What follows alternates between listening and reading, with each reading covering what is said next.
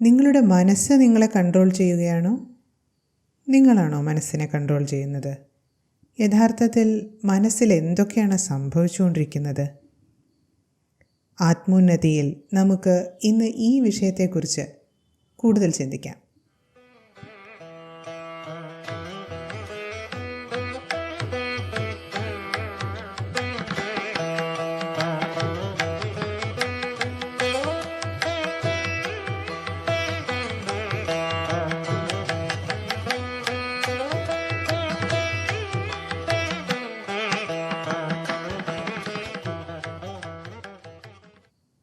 അനുസരണയുടെ കാര്യം വരുമ്പോൾ എപ്പോഴും കുട്ടികളാണല്ലേ നമ്മുടെ മനസ്സിൽ വരാറുള്ളത്.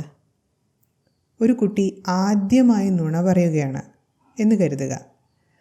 ആ കുട്ടിയുടെ ജീവിതത്തിൽ ഒരു പ്രത്യേക സാഹചര്യം കടന്നു വന്നു. ആ കുട്ടി ചിന്തിച്ചു, തൻ്റെ ഓപ്ഷനുകൾ എന്തെല്ലാമാണ്? ഞാൻ സത്യം പറയണോ? ഞാൻ അത് രഹസ്യമായി സൂക്ഷിക്കണോ? അങ്ങനെ പല ഓപ്ഷനുകളുണ്ട് ഇന്ന്. ഇല്ല, ഈ പ്രാവശ്യം എനിക്ക് സത്യം പറയാൻ സാധിക്കില്ല എന്ന വിചാരത്തോടെ സ്വന്തം ബുദ്ധി തീരുമാനമെടുക്കുന്നു. ഞാൻ ഇന്ന് ഇത് ഒരു രഹസ്യമായി സൂക്ഷിക്കുകയാണ്. അങ്ങനെ മറ്റൊരു സാഹചര്യമുണ്ടായി. അന്നും ആ കാര്യം രഹസ്യമായി സൂക്ഷിക്കാൻ തന്നെ ആ കുട്ടി തീരുമാനിച്ചു.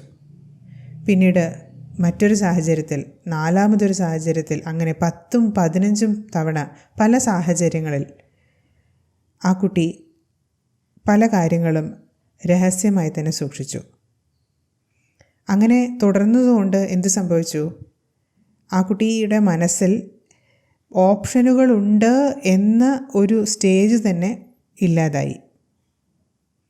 ഓപ്ഷനുകൾ കാണാനുള്ള ആവശ്യവും ഇല്ലാതായി.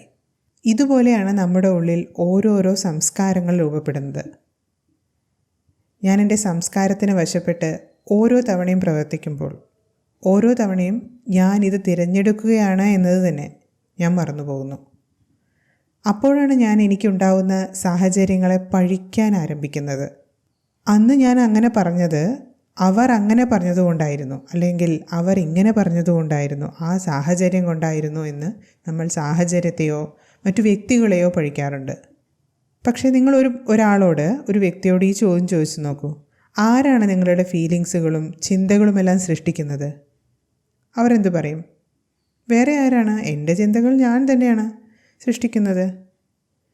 അത് ഞാൻ തന്നെയാണ് സൃഷ്ടിക്കുന്നതെങ്കിൽ ഞാൻ എന്തിനാണ് എൻ്റെ ഫീലിങ്ങുകൾക്ക് മറ്റുള്ളവരെ കുറ്റപ്പെടുത്തുന്നത്?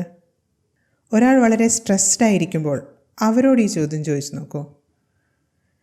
ഞാനിന്ന് ഈ സാഹചര്യം കാരണം, എൻ്റെ ബോസ് കാരണം, അല്ലെങ്കിൽ എൻ്റെ കൊലീഗ് കാരണം വളരെ സ്ട്രെസ്ഡാണ് എന്ന് പറയും. നമ്മൾ പറയാറുണ്ടല്ലോ, ഇന്ന് ഞാൻ വളരെ ഹാപ്പിയാണ്. കാരണം നമ്മുടെ വിരൽ കാരണം ചൂണ്ടുന്നത് ഒരു സാഹചര്യത്തിലേക്കോ ഒരു വ്യക്തിയിലേക്കോ കുറച്ച് വ്യക്തികളിലേക്കോ ആയിരിക്കും.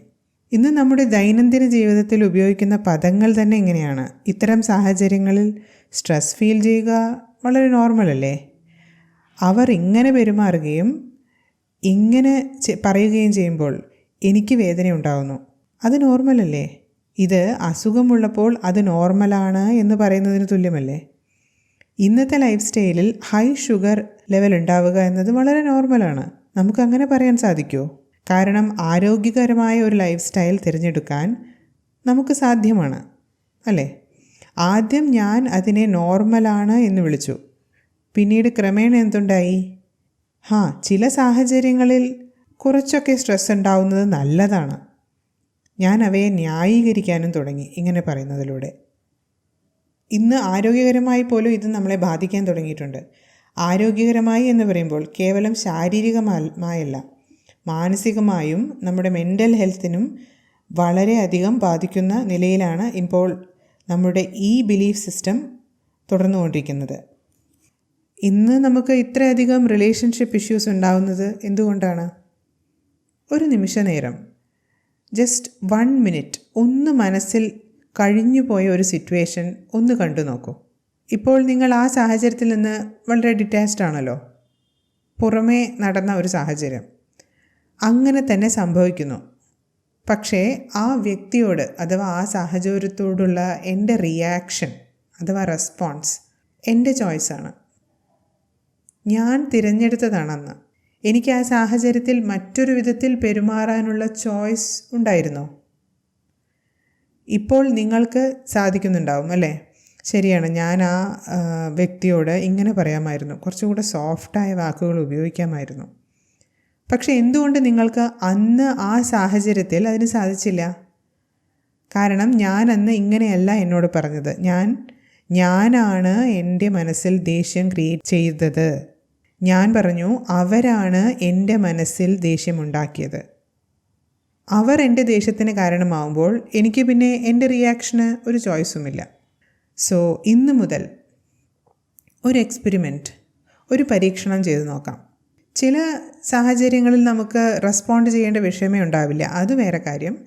പക്ഷേ റെസ്പോണ്ട് ചെയ്യുന്ന സമയത്ത് ഇത് അവർ കാരണം, ഈ സാഹചര്യം കാരണം എന്ന് പറയുന്നതിന് പകരം ഇത് എൻ്റെ റിയാക്ഷനാണ്, എനിക്ക് തിരഞ്ഞെടുക്കാൻ സാധിക്കും, എനിക്ക് ചോയ്സുകളുണ്ട് റെസ്പോണ്ട് ചെയ്യാൻ എന്ന് പറയുമ്പോൾ പവർ എന്നിലേക്ക് വരികയാണ്. പക്ഷെ അവർ കാരണം എന്ന് പറയുമ്പോൾ ഞാൻ ആ പെരുമാറ്റത്തിലൂടെ ഇരയായി മാറുകയാണ്, ആ സാഹചര്യത്തിൻ്റെ ഇര. ഒരു പക്ഷേ നിങ്ങളുടെ ജീവിതത്തിൽ അങ്ങനെ ചില വ്യക്തികളുണ്ടാവും, അവരുടെ ചില പെരുമാറ്റ രീതി ഇന്നലെ വരെ നിങ്ങൾക്ക് നിങ്ങളുടെ ഇറിറ്റേഷന് കാരണമായി കരുതിയിട്ടുണ്ടാവും. എന്നാൽ ഇന്ന് അതേ വ്യക്തിയോട് അവരുടെ അത്തരത്തിലുള്ള പെരുമാറ്റം സംഭവിക്കുമ്പോൾ വ്യത്യസ്തമായ ഒരു റിയാക്ഷൻ, വ്യത്യസ്തമായ ഒരു റെസ്പോൺസ് കൊടുക്കുവാൻ ഒന്ന് ശ്രമിച്ചു നോക്കൂ. വളരെ കുറഞ്ഞ സമയത്തിൽ തന്നെ നിങ്ങൾക്ക് ജീവിതം മാറുന്നത് കാണാൻ സാധിക്കും. ക്രമേണ ജീവിതം നിങ്ങളുടെ കൈപ്പിടിയിലാണ് എന്ന് മനസ്സിലാക്കാൻ നിങ്ങൾ ആരംഭിക്കും. സാഹചര്യങ്ങൾ വ്യത്യസ്തവും വിപരീതവുമായി നിലനിൽക്കുമ്പോഴും എൻ്റെ റെസ്പോൺസ് ഞാൻ തന്നെയാണ് സൃഷ്ടിക്കുന്നത് എന്ന് വളരെ വ്യക്തമാകും. അതിനാൽ എന്താണ് നേട്ടം എന്നായിരിക്കും നിങ്ങളുടെ ചോദ്യം, അല്ലേ? ഹെൽത്തിയായ സുഖകരമായ ഒരു റെസ്പോൺസ് ഓരോ വ്യക്തിയോടും ഓരോ സാഹചര്യത്തിലും ചൂസ് ചെയ്യാൻ നിങ്ങൾക്ക് സാധിക്കും. അതൊരു വലിയ നേട്ടമല്ലേ? ഇങ്ങനെ ഒരു ലിസ്റ്റ് തയ്യാറാക്കി നോക്കൂ. ഏതാണ് അനാരോഗ്യകരമായ ഇമോഷനുകൾ, ഏതൊക്കെയാണ് ആരോഗ്യകരമായ ഇമോഷനുകൾ? അനാരോഗ്യകരമായവയിൽ ആദ്യം സ്ട്രെസ്സാണ് വരുന്നതെങ്കിൽ മറുപക്ഷത്ത് എന്തായിരിക്കും? ശാന്തിയും സ്ഥിരതയുമാണ്. ഈ പുറത്ത് ദേഷ്യമാണെങ്കിൽ മറുപുറത്ത് മനസ്സിലാക്കുകയും കരുണയുമാണ്. ഇവിടെ താരതമ്യമാണെങ്കിൽ അവിടെ ആത്മ അഭിമാനമാണ്, സെൽഫ് റെസ്പെക്റ്റ്.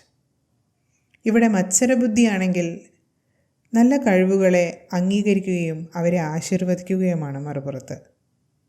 ഇപ്പുറത്ത് ഭയമാണെങ്കിൽ അപ്പുറത്ത് വിശ്വാസമാണ്. ഇവിടെ ആകുലതകളാണെങ്കിൽ അവിടെ കരുതലാണ്.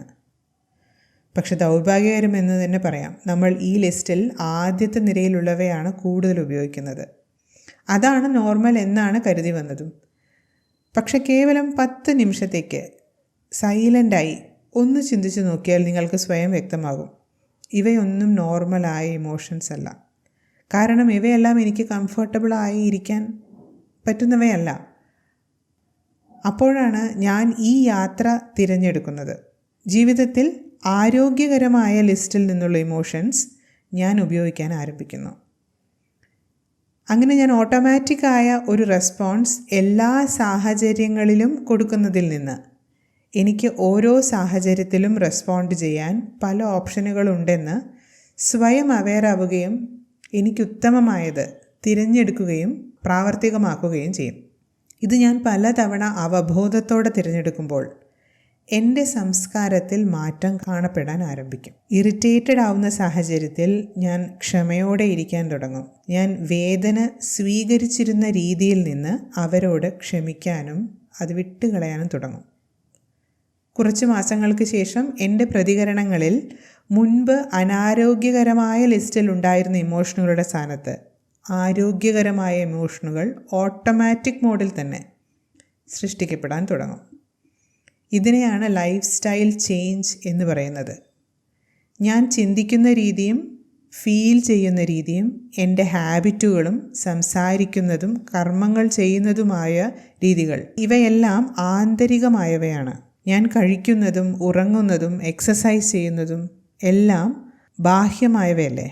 ആന്തരികമായ ഈ മാറ്റങ്ങളും ഉൾപ്പെടുത്തുമ്പോഴാണ് യഥാർത്ഥമായ ലൈഫ് സ്റ്റൈൽ ചേഞ്ച് നമുക്കുണ്ടാവുന്നത്. കാരണം ലൈഫ് എന്നത് ബാഹ്യമായതിലുപരി അന്തരംഗത്തിലെ സൃഷ്ടിയാണ്, അന്തരംഗത്തിലാണ് സംഭവിക്കുന്നത്.